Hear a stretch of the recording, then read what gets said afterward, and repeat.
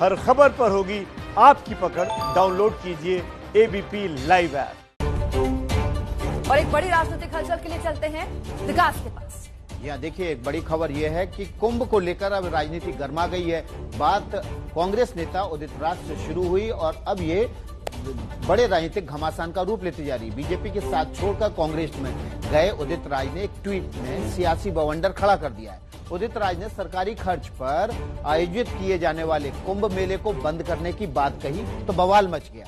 बाद में सफाई तो दी, लेकिन अब संग्राम तो शुरू हो चुका है।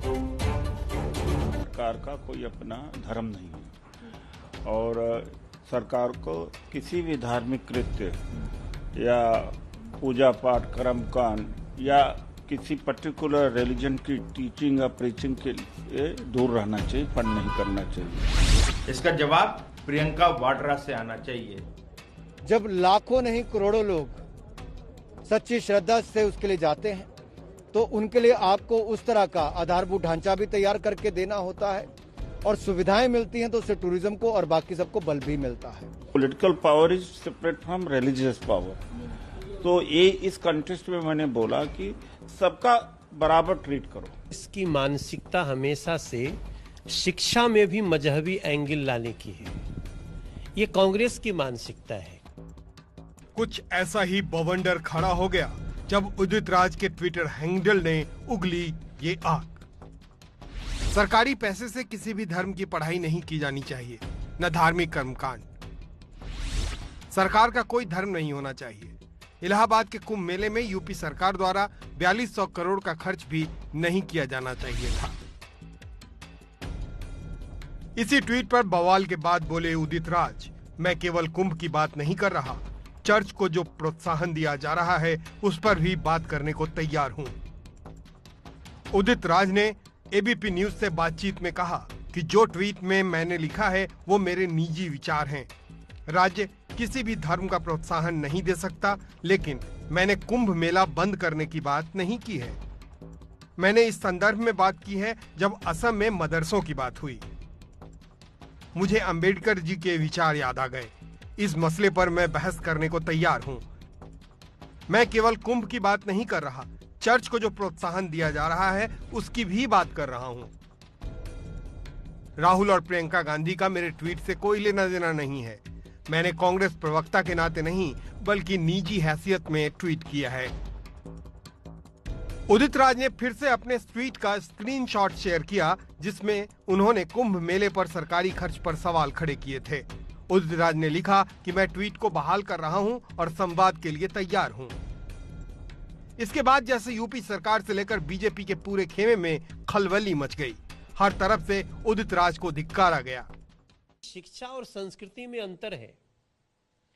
शिक्षा मदरसे में भी हो तो हम उसको ऐसी शिक्षा देना चाहते हैं जो अपने धार्मिक पढ़ाई के साथ साथ कंप्यूटर की पढ़ाई लेके निकले। जहां निकले तो खड़ा हो, भारत का ये बच्चा है, हमारा भारत का नागरिक है। और कुंभ की तुलना मदरसे से, कुंभ एक हेरिटेज है, कुंभ संस्कृति है। ये कई संस्कृतियां कई धर्मों से जुड़ी हुई हैं, तो क्या उसको रोका जाएगा?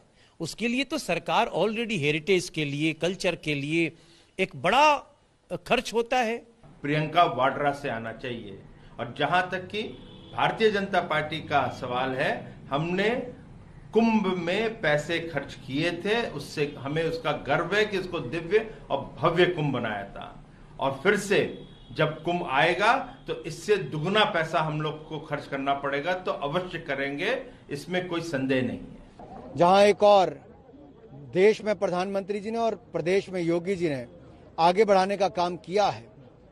जब लाखों नहीं करोड़ों लोग सच्ची श्रद्धा से उसके लिए जाते हैं तो उनके लिए आपको उस तरह का आधारभूत ढांचा भी तैयार करके देना होता है और सुविधाएं मिलती हैं तो उससे टूरिज्म को और बाकी सबको बल भी मिलता है। आ गई है कुंभ पर कांग्रेस ने छेड़ी है कलह और हमारे साथ इस मसले पर बातचीत करने के लिए खुद उदित राज भी जुड़ गए हैं। इसके अलावा आध्यात्मिक गुरु स्वामी दीपंकर भी जुड़ गए हैं। सीधे उदित राज जी के पास चलते हैं। उदित जी, ऐसा लग रहा है कि आपका जो बयान है वो मदरसों के पढ़ाई को स्कूलों में शिफ्ट करने के प्रतिक्रिया स्वरूप आया है और आपने सीधे कुंभ की बात की। आपने छठ की बात नहीं की, आपने हज यात्रा रोकने की बात नहीं की, आपने ताजिए सिराने के लिए सरकारी इंतजाम जो होते हैं उनकी बात नहीं की। कुंभ की ही क्यों बात की आपने?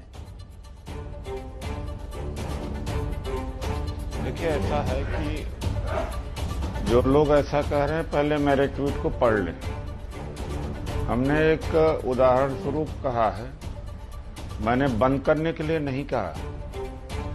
जब इनके नेता ने कहा कि कोई धार्मिकता को सरकारी पैसे से प्रमोट नहीं किया जाना चाहिए, उस संदर्भ में मैंने बोला। कल एक बात और उभर करके आई कि केसीआर की सरकार भेदभाव कर रही है और गिरजाघरों को पैसा दे रही है, तो डिस्क्रिमिनेशन वाला एंगल मैंने बोला।